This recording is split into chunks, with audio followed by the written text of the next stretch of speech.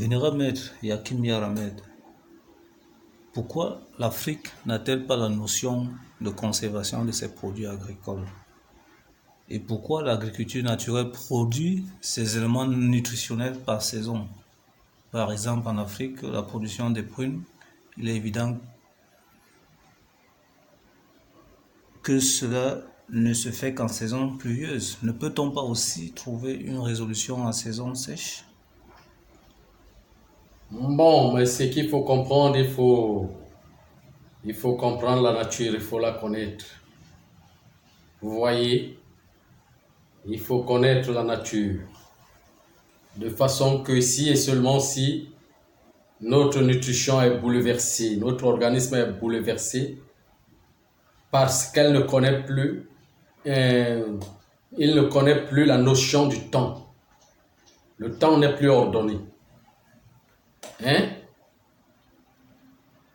Dans l'agriculture devrait se faire comme les saisons l'ordonnent. Et la véritable agriculture se fait sans engrais et s'établit sur les formes de ces saisons. Parce que c'est la nature qui l'a établi. Chaque chose a une grande saison et une petite saison. Même par exemple les prunes que vous parlez là, la production des prunes a une grande saison, c'est en saison pluvieuse, mais aussi a une petite saison, en saison sèche. Alors donc, il faut donc poser la question, pourquoi par exemple le citron n'est que produit, n'est qu'abondant en saison pluvieuse? Il faut poser cette question. Hein? Et il y a un moment où l'organisme, ça veut dire que tout ce qui est nature, là-dedans, là à l'extérieur, notre intérieur a tous ces éléments en miniature. De façon que l'organisme originel connaît les saisons et marche avec les saisons. Chaque chose se produit dans sa saison et ne se consomme qu'à cette saison. Pour l'équilibre de la nature, ne peut pas se consommer en une autre saison. Ou bien si et seulement si vous renversez la production de cela, ou bien vous conservez, vous tuez les éléments, comment je vais dire, productifs de développement du bien-être dans cette culture, ou bien dans cet élément. Ce n'est pas né pour conserver, c'est né pour être consommé. Donc, quand la prune tombe là, c'est déjà pour consommer, être consommé directement. Quand la mangue tombe là, c'est pour être consommé directement. Elle, comment je peux appeler? Par exemple, la mangue n'a que,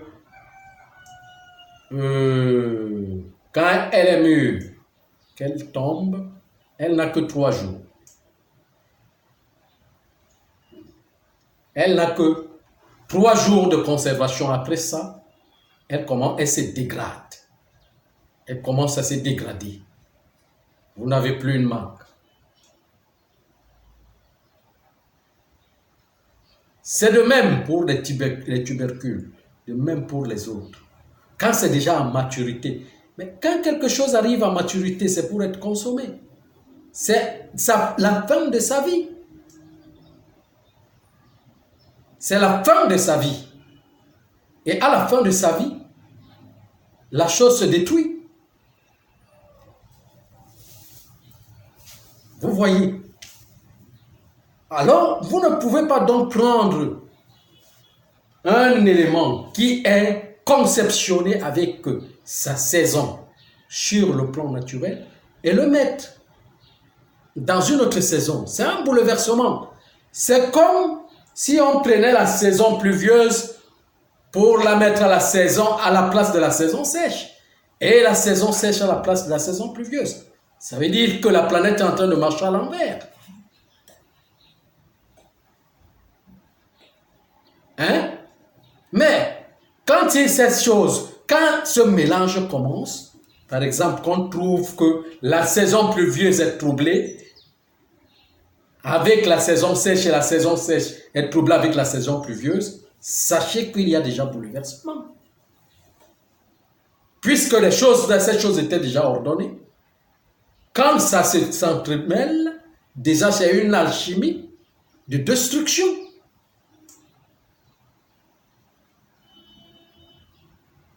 C'est de même, quand vous conservez des aliments qui devraient être consommés dans une saison, par exemple, quand elles sont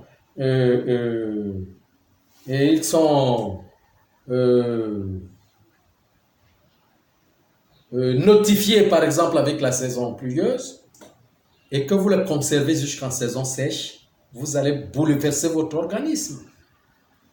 Quel qu'en soit, quel genre de conservation que vous allez faire, c'est la chimie.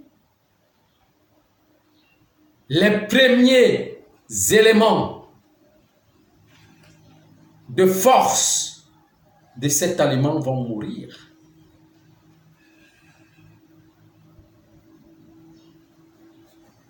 Et chaque aliment, les premières forces d'un aliment sont les forces de la générescence, de la genèse, de la générescence de l'organisme. Et c'est ça qui porte de l'intelligence, comme dans l'humanité, que c'est la première civilisation, la première humanité, sa notoriété, donc sa chefferie, qui porte son intelligence et sa sagesse. Donc tout aliment aussi a cette première ressource. Et la première ressource de chaque aliment n'est que notée pour le génie du corps, pour le développement du génicisme du corps, pour le développement de la première ressource du corps qu'on appelle l'intelligence et la sagesse. Quand ça se perd, quand ça meurt, ce que vous allez consommer ne peut que produire la formation ou la déformation de votre corps. Mais ce qui devrait vous nourrir pour ajuster, pour faire développer de l'intelligence et de la sagesse en vous, qui sont des premières ressources, sont déjà morts.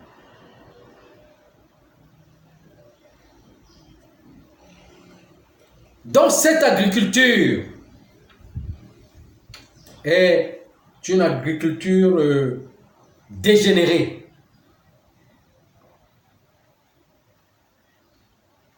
qui n'est pas fondée avec le temps, avec l'originalité du temps. Vous voyez, c'est pour cela que je dis toujours que nous ne sommes pas bien nourris.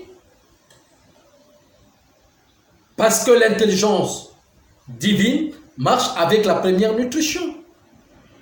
Et la première nutrition, c'est la composition des saisons, ses valeurs.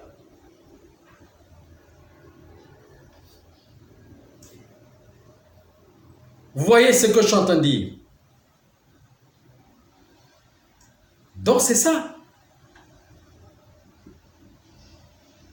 C'est ça qui est la vérité. Donc ne pensez pas que la nature ne fait pas et que vous allez faire mieux. Au plus que la nature. ou bien la nature ne vous donne pas et que vous allez faire, vous pouvez même planter les arbres, mais laissez ces arbres-là croître naturellement. Arrosez-les seulement. Ils vont faire naturellement leur travail. Ne les mettez pas la pression afin qu'ils vous donnent le résultat que vous attendez. Parce que là, c'est une pression. Ça n'a rien de composant, d'éléments de la première essence. Parce que ça doit faire le tour. Hein? La grande saison, par exemple, des mangues, a déjà fait le tour de l'année pour prendre toutes les énergies, toutes les forces des 4 saisons afin de se former. C'est pour ça que vous allez trouver que à la petite saison, la production est très peu. Mais à la grande saison, la production est abondante. Et il y a des années, même on peut l'appeler les années sèches, des années d'abondance, auxquelles les produits agricoles ne produisent pas abondamment quand l'année est sèche. C'est une forme des énergies. Et quand l'année est abondante, c'est très abondant. Donc, quand vous bouleversez tout cela avec des conservations et des bouleversements du temps par rapport à l'agriculture, c'est la déformation des états cellulaires. Les cellules ne se contrôlent plus, ne se retrouvent plus dans les saisons intimes de leur progression, de leur développement.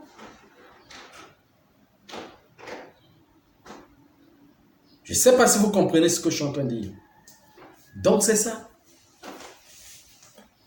Oui. Général Bête, c'est pas dans cette optique qu'on m'a dit que ne vous inquiétez pas du lendemain. Qu'est-ce que cela veut dire? Ne vous inquiétez pas du lendemain. Bien sûr, c'est même dans cette optique-là qu'il est dit que ne vous inquiétez pas du lendemain. N'amassez pas des fortunes. Ne gardez pas la nourriture.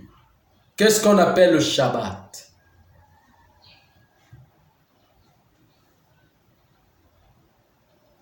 Le mot Shabbat vient du mot Sabat. Ça, c'est l'origine. Le sort. Imbat. Il veut dire, c'est lui qui contrôle. C'est lui qui contrôle, qui est derrière toi pour te demander le rapport de la journée.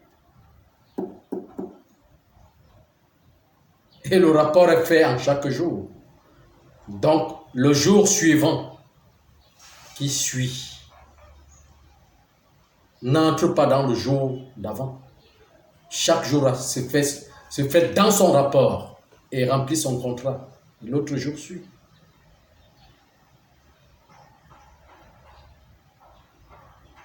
Vous voyez ce que je suis en train de dire. Donc vous ne gardez pas. Vous ne gardez pas, vous consommez ce qui est à vous.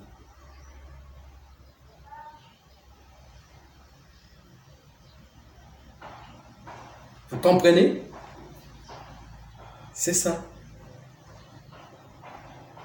Donc, même aussi à la maison, beaucoup de conservation des aliments crée des problèmes. Crée beaucoup de problèmes. Il faut le comprendre.